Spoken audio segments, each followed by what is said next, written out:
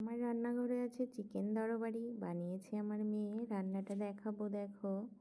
ও মাংসটা ফ্রেশ করে ধুয়ে নুন, হলুদ, কাশ্মীরি লঙ্কার গুঁড়ো, লাল লঙ্কার গুঁড়ো, আদা বাটা, রসুন বাটা, সর্ষের তেল দিয়ে ভালো করে মাখিয়ে ম্যারিনেট করে রেখে দিয়েছে 30 মিনিটের জন্যে।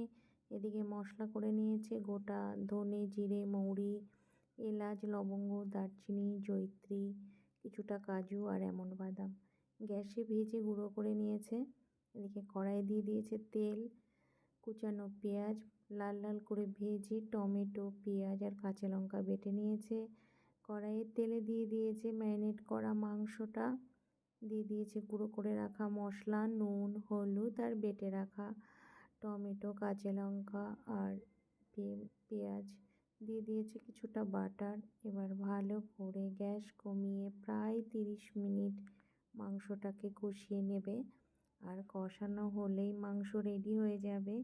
ও নামানোর আগে দিয়ে দিয়েছে ফ্রেশ ক্রিম আর কেশরি মেথি। দুর্দান্ত হয়েছিল খেতে। তোমরাও এভাবে রান্না করো, আর ভালো লাগলে লাইক, শেয়ার, কমেন্ট করে দিও।